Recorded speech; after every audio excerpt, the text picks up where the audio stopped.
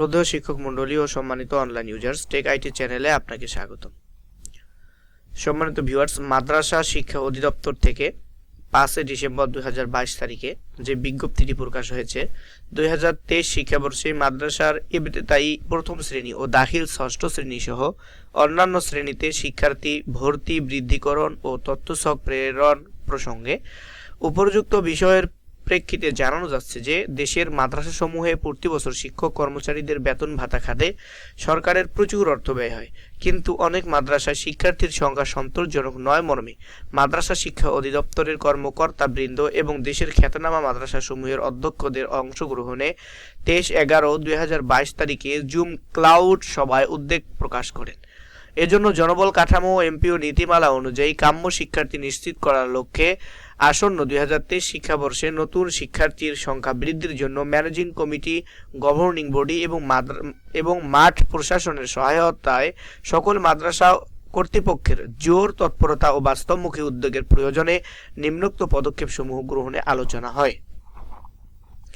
1. শিক্ষার্থী সংখ্যা বৃদ্ধির জন্য মাদ্রাসার ক্লাস্টার অনুযায়ী শিক্ষকদের এলাকার বাড়ি বাড়ি গিয়ে অভিভাবকদের সাথে যোগাযোগ করতে হবে। 2. শিক্ষার্থী সংখ্যা বৃদ্ধির প্রচারণায় প্রতি শুক্রবার এলাকার সকল মসজিদে জুমার নামাজের খুতবায় মাদ্রাসা শিক্ষার্থীদের ভর্তির বিষয়ে উদ্বুদ্ধ করতে হবে।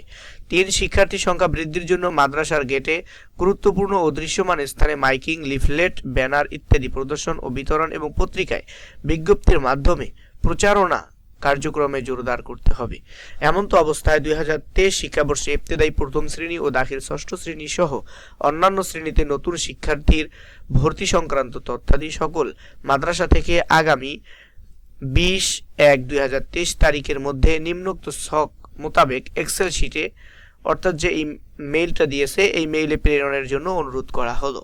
2023 শিক্ষাবর্ষে ইবতেদায়ী প্রথম শ্রেণী ও দাখিল ষষ্ঠ শ্রেণী সহ অন্যান্য শ্রেণীতে ভর্তিকৃত শিক্ষার্থীর তথ্যসূচক।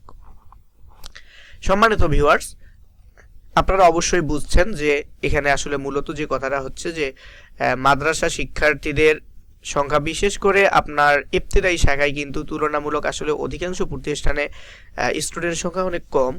আর সেই মিটিংয়ের মধ্যে যেই সিদ্ধান্তটি হয়েছে সেটা হচ্ছে আপনাদের, অর্থাৎ মূল কথা হচ্ছে এক কথায় প্রচারণার জন্য যেভাবে প্রচারণা করলে প্রতিষ্ঠানে শিক্ষার্থী বেশি পরিমাণে ভর্তি করা যাবে সেই সমস্ত উদ্যোগ নেওয়ার জন্য বলা হয়েছে।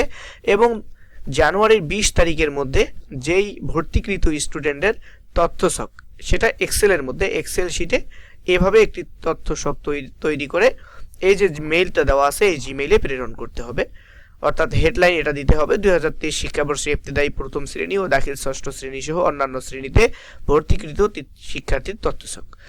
তারপর এখানে ক্রমিক, এদিকে জেলা, উপজেলা, মাদ্রাসার নাম, ইন ও ঠিকানা, ভর্তিকৃত শিক্ষার্থীর সংখ্যা।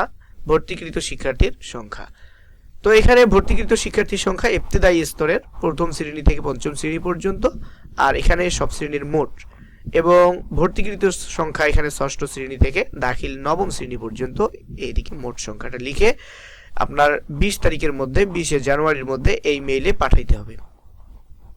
আর নিচে লিখে দিচ্ছে বিষয়টি অতীব জরুরি।